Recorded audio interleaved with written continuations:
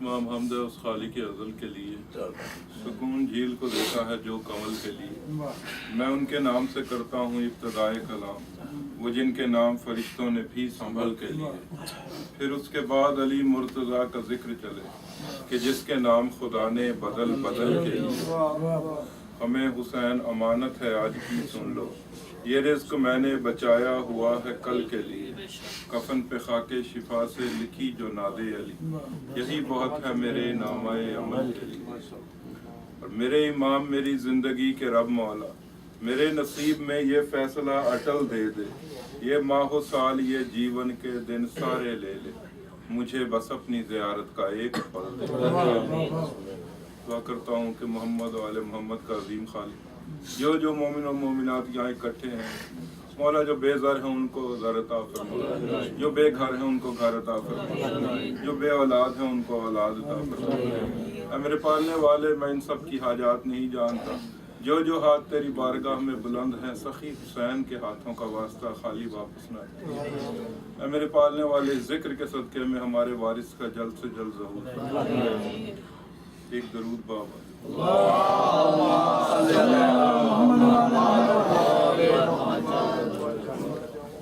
مت سجاؤ مجھے الفاظ کی زیبائش میں، مت سجاؤ مجھے الفاظ کی زیبائش میں، ایک منصب ہی میری اوقات کا رکھوالا ہے، ایک منصب ہی میری اوقات کا رکھوالا ہے۔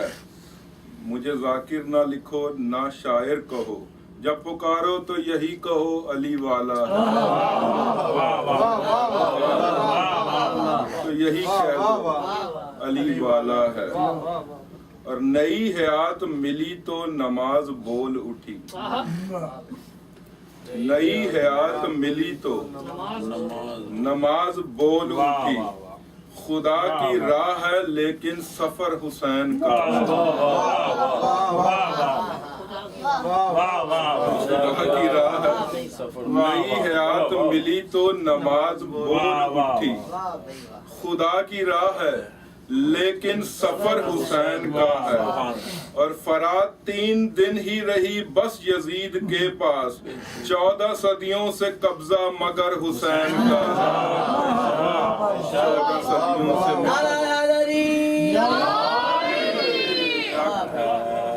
اور نکلے ہیں ہم لے کے پرچم عباس جب رضا، نکلے ہیں لے کے پرچم عباس جب رضا، جو بچے بد نسب تھے وہ رستے سے ہٹ گئے،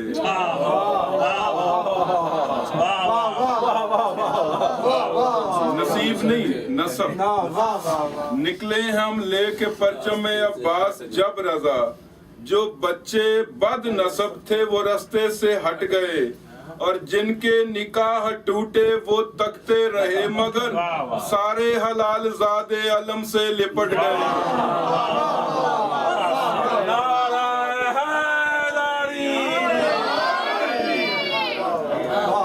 سارے حلال زادے علم سے لپٹ گئے۔ اور پڑھ کر قرآن نیزے پہ شبیر نے کہا، پڑھ کر قرآن نیزے پہ شبیر نے کہا، نانا تیرے قرآن کو زندہ رکھوں گا میں، نانا تیرے قرآن کو زندہ رکھوں گا میں۔ اور قرآن اور حسین کے الفاظ 4 ہیں، قرآن اور حسین کے الفاظ 4 ہیں، 2 نقطے سے خالی ہیں 2 نقطہ دار ہیں، 2 نقطے سے خالی ہیں 2 نقطہ دار ہیں، اور دونوں کے آخر میں بس نون ایک ہے، یعنی قرآن اور حسین کا مضمون ایک ہے۔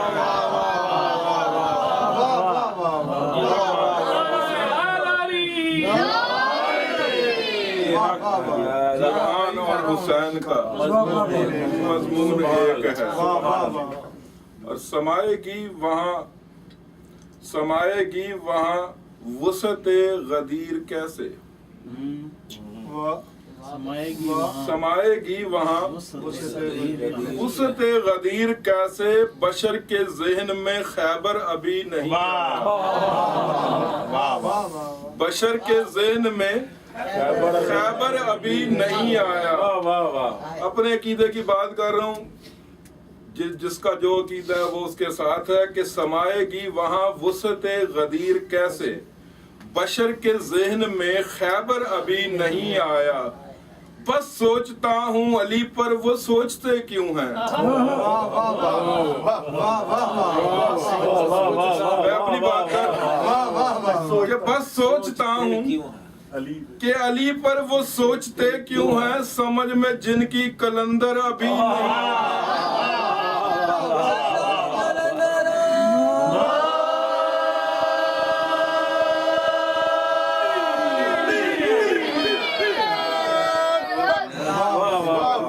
کلندر ابھی نہیں آیا، دہلیز اہل بیت سے کر کے سوال مانگ، دہلیز اہل بیت سے۔ کیسی حیرت کی بات ہے کہ لوگوں کو یہاں اس معاشرے میں نوکریاں کرتے ہیں، اپنے دفتر کی چین آف کمانڈ کا پتہ ہے، اسلام کی چین آف کمانڈ کا تم سی ای او سے نہیں مل سکتے جب تک اس چین آف کمانڈ کے تھرو نہ جاؤ، تو اللہ سے کیسے ملو گے جب تک علی سے ہو کے نہ جاؤ۔ دہلیز اہل بیت سے کر کے سوال مانگ، دہلیز اہل بیت سے کر کے سوال مانگ، جس چیز کا ہو دنیا میں ملنا محال مانگ، جس چیز کا ہو دنیا میں ملنا محال مانگ، جنت نہ مانگ مانگ زیارت حسین کی، جنت نہ مانگ مانگ زیارت حسین کی، ارے خیرات مانگنی ہے تو پھر بے مثال مانگ۔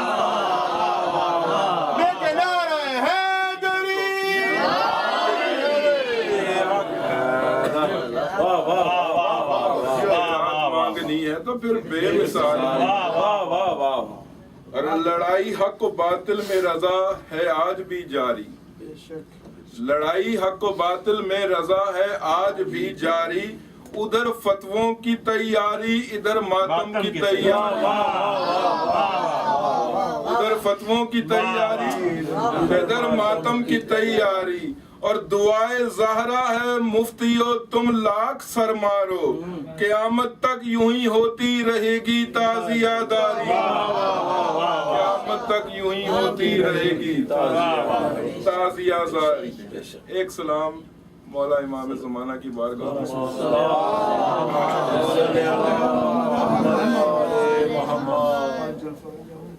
کہ در بند کب ہوا ہے خدا کے پیام کا، در بند کب ہوا ہے خدا کے پیام کا، خالق سے رابطہ ہے مسلسل امام کا، خالق سے رابطہ ہے مسلسل امام کا، اور بھر لو ولی عصر کے صدقے میں جھولیاں، کیوں اعلان کر رہا ہے خدا فیض عام کا، اعلان کر رہا ہے خدا فیض عام کا، اور پیمانہ ہے امام زمانہ کی معرفت، نماز روزہ حج زکوٰۃ نہیں ہے، پیمانہ ہے امام زمانہ کی معرفت، کھلتا ہے جس سے فرق حلال و حرام کا، کھلتا ہے جس سے فرق حلال و حرام کا، اور ممکن جو ہو تو وقت کے والی سے مل کے دیکھ، ممکن ہو تو وقت کے والی سے مل کے دیکھ، مل جائے گا ثبوت حیات مدام کا، اور مولا کو مانتے نہیں جو نائب خدا، رحمان کا نہیں ہے وہ بندہ ہے رام کا، مولا کو مانتا نہیں جو نائب خدا، رحمان کا نہیں وہ بندہ ہے رام کا، اور جو رتبہ رسول ہی پہچانتے نہیں کیسے انہیں علم ہو علی کے مقام کا، کیسے انہیں علم ہو علی کے مقام کا، اور کیوں کر زباں پہ نہ ہو ہر دم علی علی، کیوں کر زباں پہ نہ ہو ہر دم علی علی، دنیا میں ایک یہی تو وظیفہ ہے کام کا۔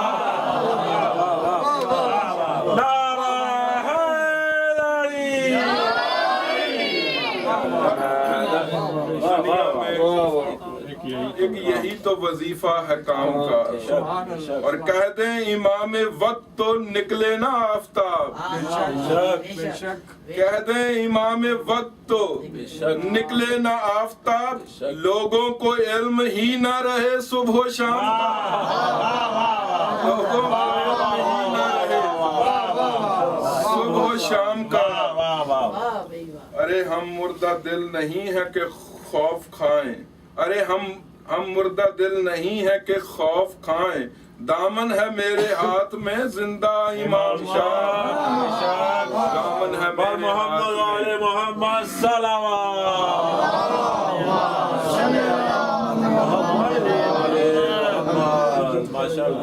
محمد چند لمحے اور زحمت۔ مجھے کہا تھا امام حسن کی شہادت پڑھنی ہے، لیکن امام حسن کی شہادت والے دن ہی پڑھی جائے تو بہتر ہے۔ امام حسن کے ایک دو فضائل سنا کے اسی کے ساتھ مسائل، اس فضائل تک پہنچنے کے لیے ایک دو منٹ میرے ساتھ کہ شاہ جی سورہ یوسف میں ارشاد رب العزت ہے کہ یوسف تمہیں پہچان گیا ہے، وہ یوسف کو نہیں پہچان سکے۔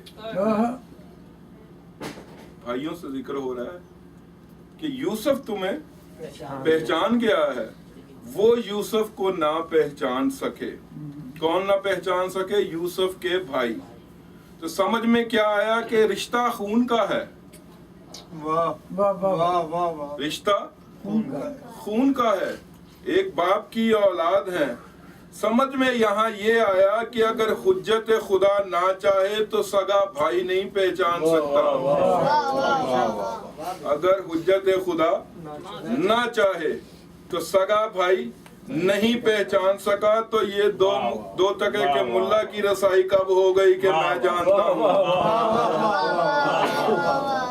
دیکھ بھی رہے ہیں، گفتگو بھی کر رہے ہیں یوسف سے، سوال جواب بھی ہو رہا ہے، لیکن پہچان نہیں سکے سگے بھائی کو۔ بس وہ حجت کا وہی چہرہ دیکھ رہے ہیں جو حجت دکھانا چاہ رہی ہے۔ اسی طرح سورہ اعراف میں رسول اللہ سے ارشاد ہے کہ اے میرے حبیب، یہ جو آپ کی محفل میں بیٹھے ہیں ان کی نظریں تیری طرف ہیں مگر یہ دیکھ نہیں رہے۔ رسول کی مجلس میں بیٹھے ہیں، محفل میں ہیں، رسول کی صحبت میں ہیں، دیکھ بھی رہے ہیں مگر پہچان نہیں سکے، مگر پہچان نہیں سکے، رسول کا حقیقی چہرہ نہیں دیکھ سکے۔ 1400 سال کے بعد کون دعویٰ کر سکتا ہے کہ ہم نے پہچانا؟ سارا چھپا، اب آپ دیکھیں کہ میں سارا چھپا ہوا ہوں، میرا چہرہ آپ کے سامنے ہے۔ چاہیے اللہ نظر نہیں آ سکتا، نہ ہی نظر آئے گا، لیکن صرف اس کا چہرہ نظر آئے گا، اس کا صرف چہرہ نظر آئے گا۔ ولایت کے 5ویں لال سے مسجد میں تشریف فرما تھے، بلکہ مسجد میں وسط میں کھڑے ہوئے تھے میرے مولا۔ ابو بصیر سے فرمایا کہ ان لوگوں سے پوچھو کہ مجھے دیکھا۔ ایک ایک نمازی سے ابو بصیر نے پوچھا کہ امام کہاں ہے، مجھے 5ویں امام سے ملنا ہے۔ کوئی کہتا کل دیکھا تھا۔ وسط میں کھڑے ہیں نماز، میرا مولا وسط میں کھڑا ہے مسجد کے۔ کسی نے کہا جی فجر کے بعد دیکھا تھا، اس کے بعد نہیں دیکھا۔ کیا جی ایک شخص نام اس کا لکھا ہے ابو ہارون مخفو۔ مخفو اس لیے ہے کہ اس اندھے کو کہتے ہیں جس کی آنکھیں بالکل ملی ہوں، اس کے یعنی کہ یہ ڈیلے بھی کھلے نہ ہوں، مخفو اس اندھے کو کہتے ہیں۔ اب چونکہ مولا وسط میں کھڑے تھے، مخفو جب آیا مسجد میں تو ابو بصیر سے مولا نے فرمایا کہ اس سے پوچھ کے مولا کہاں ہے، اس سے پوچھ کہ مولا کہاں ہے۔ ابو بصیر کہتا کہ میں نے مولا سے ملنا ہے، کہاں ہے مولا؟ ابو ہارون نے کہا کیا اندھا ہے؟ کیا اندھا ہے؟ میرا امتحان لے رہا ہے، وہ سامنے کون کھڑا ہے؟ ابو بصیر نے کہا کہ تو نابینا ہے، تیری تو آنکھیں بھی بالکل بند ہیں۔ ابو ہارون کہتا کیا ہوا اگر میری آنکھیں نہیں ہیں؟ میرے مولا کا نور میرے دل میں اتر رہا ہے،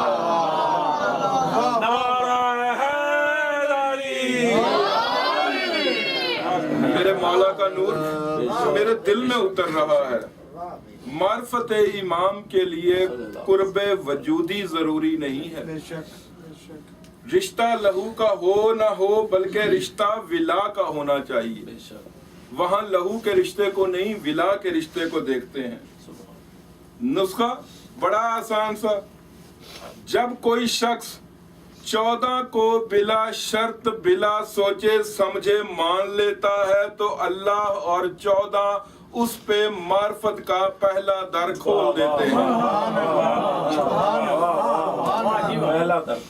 پہلا در، لیکن شرط ہے نا کہ بلا سوچے سمجھے، کوئی شرط رکھے بغیر ان کو مان لینا ہے۔ یہ نہیں سوچنا کہ 600 من وزنی دروازہ کیسے اٹھایا۔ بلا شرط یہ ہے، وہ اس کے اوپر پہلا در کھول دیتے ہیں۔ آگے اس کی معرفت کا رزق ہے کہ وہ سجدہ عشق کتنا ادا کرتا ہے اور کیسے اگلی منزل میں جاتا ہے۔ ایک وقت وہ بھی آ جاتا ہے جب وہ اس مکتب میں داخل ہو جاتا ہے جہاں سلمان بیٹھتا ہے، جہاں حج کا موقع، امام حسنین بھی موجود، ایک طرف امام حسن علیہ السلام کا خیمہ، دوسری طرف امام حسین علیہ السلام کا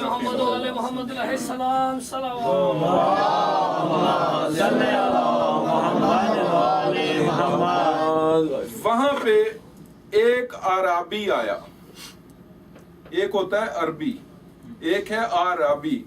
عربی اس عرب کو کہتے ہیں جو شہروں میں رہتا ہے، عربی اس عرب کو کہتے ہیں جو جنگل یا پہاڑوں میں رہتے ہیں، جن کو آپ بدو کہتے ہیں، ان کو کہتے ہیں عربی۔ تھا بدو، کبھی آبادی میں آیا ہی نہیں۔ اب دیکھیں کہ اس کی معرفت امام کیا ہے، وہ معرفت کے کس درجے پہ فائز ہے۔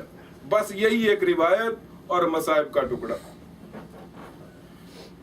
شاہ جی خیمہ امام حسن پہ آیا، آ کے پہلے اجتماعی سلام کیا، شکل سے بھی آشنا نہیں ہے مولا کی، دیکھا بھی کبھی نہیں ہے، صرف بات سن کے دل میں بسائے رکھی کہ یہ میرے مولا نے کہا ہے، اسی سے اپنی معرفت کو بڑھاتا گیا۔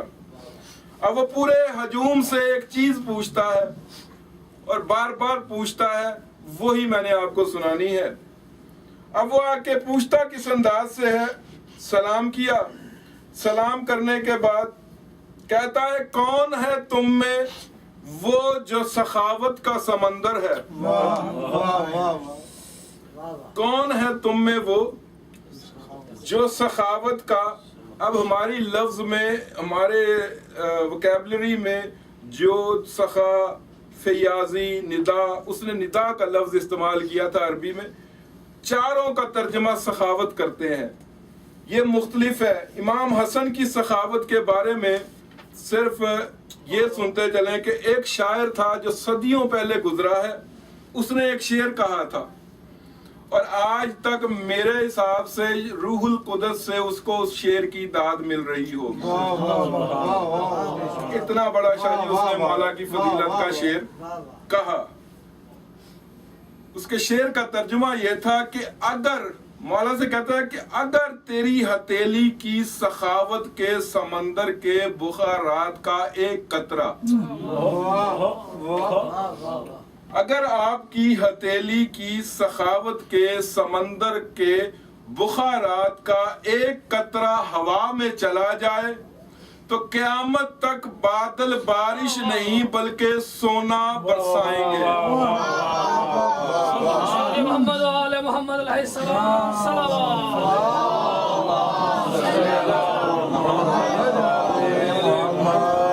اسی طرح ایک اور شاعر، اس کا نام ہے متنبی، اس نے لکھا کہ مولا آپ کی سخاوت کا سمندر ایسا ہے کہ جو قریب کھڑے ہیں ان پہ یہ موتی اچھالتا ہے اور جو دور ہیں ان میں کم از کم بادل کی صورت بھیجتا ہے۔ اس نے بھی آ کے یہی کہا کہ کون ہے جو سخاوت کا سمندر ہے۔ آگے وہ کہتا ہے کون ہے تم میں جو خدا کو چھوڑ کے تمام خدائی پر حجت ہے۔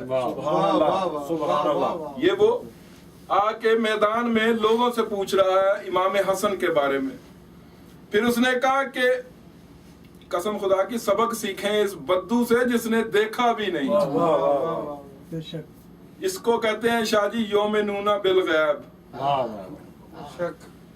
اس نے کہا کہ عرش کے مالک نے محمد کو جو تحفہ دیا تھا وہ کون ہے تم میں؟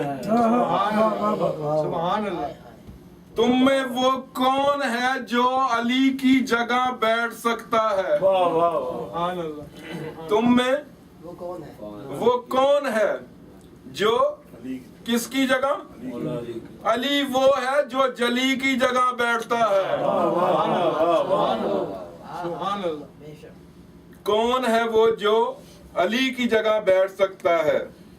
یہ رابی آگے کہتا ہے کہ وہ کون ہے کہ جس کے فضائل دشمن کے گلے میں ہڈی کی طرح پھنسے ہوئے ہیں۔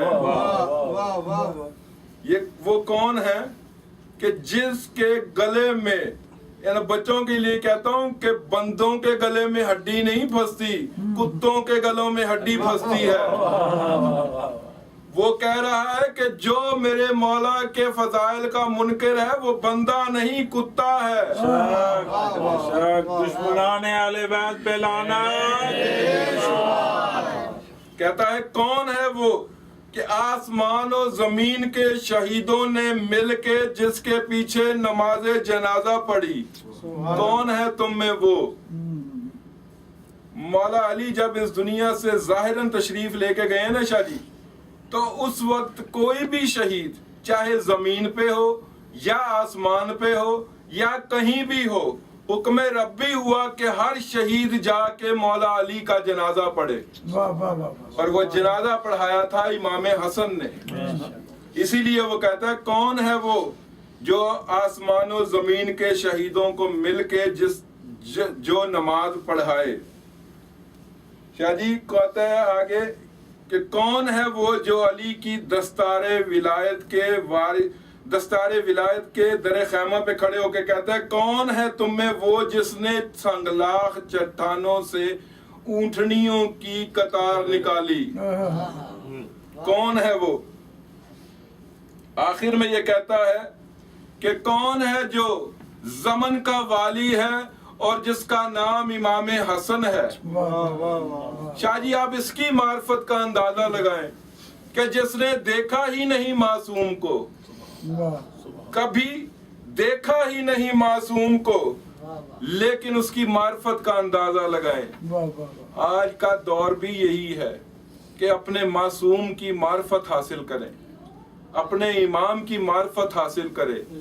میں نے کبھی کسی عبادات کے بارے میں کوئی بات نہیں کی، عبادات بے شک اپنی جگہ ہے، لیکن ہماری شفاعت ہمارے امام کے ذمہ ہے، ہمارے امام نے ہماری شفاعت کرانی ہے۔ عبادات آپ کو قرب معصومین میں لے کے جاتی ہیں، لیکن شفاعت آپ کی معصوم نے کرانی ہے۔ بادشاہ جی جو ہمیشہ کہتا ہوں پھر کہتا ہوں کہ جتنا مرضی فضائل پڑھ لے، لیکن وہ بیوی جو شام سے آتی ہے نا وہ فضائل سننے نہیں آتی, وہ پرسہ لینے آتی ہے بیوی, وہ مصائب سننے آتی ہے, پرسہ لینے آتی ہے اپنے بھائی کا. اسی لیے جب امام سجاد نے کہا نا کہ اماں مجلس ہے بابا حسین کی چلے, تو بی بی نے کہا کہ جب ذاکر مصائب شروع کرے گا نا تو باکر کو بھیج کے مجھے بلا لینا. تو امام سجاد نے کہا کہ بی بی آپ فضائل نہیں سنیں گی؟ تو بی بی نے کہا کہ میں علی کی بیٹی ہوں, علی کے فضائل مجھ سے زیادہ کون جانتا ہے, لیکن میں مصائب ضرور سنوں گی. مجھے بڑی حسرت رہی ہے کہ مجھے میرے بھائی کا پرسہ دے. درد کی کہانی ہے, مقتل کی تاریخ ساری آپ کے سامنے ہے, مجھ سے زیادہ آپ جانتے ہیں, لیکن یہ ایک ایسا ہے فضائل میں کوشش کی جاتی ہے کوئی نئی بات آپ کو سنائی جائے, لیکن مقتل آپ مجھ سے زیادہ جانتے ہیں. یہ ایسی تاریخ ہے کہ جب بھی سنتے ہیں کوشش یہی ہوتی ہے کہ جو آنسو نکلے ان میں سے کوئی ایک ایسا آنسو ہو جو جناب سیدہ ہماری شفاعت کی ضمانت بنا لے. درد کا ایک منظر میں نے دکھانا ہے, آنسوؤں کی بھیک آپ نے سیدہ سے لینی ہے. شاہ جی پڑھا یہی جاتا ہے کہ شمر ملعون نے یوم عاشورہ امام مظلوم کا سر جدا کیا. یوم عاشور کٹنے والا صرف ایک یہ سر تھا, وہ سر تھا میرے مولا حسین کا. باقی عاشورے کے دن کسی شہید کا سر نہیں کٹا. میں کہتا ہوں آپ کو یہ بتاؤں کہ وہ سر کٹے کب ہیں. 11 محرم ڈھلتا ہوا ظہر کا ٹائم, این اس وقت جب علی کی بیٹی کا مقتل میں آئی, شاہ جی ان ملعونوں نے سر کاٹنے شروع کر دیے. عباس کا سر کاٹا جناب ام الکلثوم کے پاس. شاہ جی ساری مستورات کے سامنے انہوں نے سر کاٹے. سوچتا ہے ہوں کہ بی بی جس کا بھائی ہے اس نے روکا, یا کسی کا جو شوہر ہے اس نے روکا, بچے کا سر جس نے کاٹا اس بی بی نے نہ روکا, تو روکتی کیسے جب آپ کے ہاتھ ایک پس گردن بندھے ہو تو کوئی مزاحمت کیسے کرتا. صرف ایک بہن تھی کہ جب اس کے بھائی کی گردن پہ خنجر رکھا نا ملعون نے, شاہ جی اسے بچانے دوڑی. کون سی بہن اور کون سا بھائی؟ ایک 4 سال کی بطول ہے جس کے کانوں سے آج بھی لہو بہ رہا ہے, چہرے پہ آج بھی تماچوں کے نشان ہیں, سر میں خاک کربلا ہے. جب شمر ملعون نے حکم دیا نا کہ شبیہ پیغمبر کا سر جدا کرو, شاہ جی روایت کہتی ہے سکینہ ایسے آئی جیسے نشیب میں پانی آتا ہے, تڑپ کے اکبر کے سینے سے لگی اور کہا جب تک میں زندہ ہوں میں علی اکبر کا سر نہ کٹنے دوں گی. اگر تجھے علی اکبر کا سر چاہیے تو میرا گلا بھی کاٹ. شاہ جی قاتل دائیں آتا, یہ دائیں چلی جاتی, قاتل بائیں آتا, سکینہ دوڑ کے بائیں آ جاتی. چند کوششوں کے بعد جب اس ملعون نے دیکھا نا کہ سر نہیں کاٹنے دیتی بچی, یہ ملعون آیا شمر کے پاس, شمر سے کہتا کہ بچی سر نہیں کاٹنے دیتی. اب دیکھنا میری طرف. ایک دفعہ جب اس نے سنا کہ سکینہ سر نہیں کاٹنے دیتی, قسم سے اصل جملہ نہیں پڑھتا, صرف تمہیں اشارے سے کہتا ہوں کہ اس نے ہاتھ اٹھایا, ہاتھ اٹھا کے جانے کیا شے لی, شے لے کے سکینہ کے پاس آیا, آ کے اس نے سکینہ پہ اس کا اجر رسالت دینا شروع کیا. کہا چھوڑ دے لاشا, چھوڑ دے لاشا, چھوڑ دے لاشا. کہ اتنے میں امام حسین کے کٹے ہوئے گلے سے آواز آئی, ارے زینب اسے چھڑاؤ, میری سکینہ وہ نہیں کہ جو یہ تازیانے برداشت کر سکے, میری سکینہ مر جائے گی.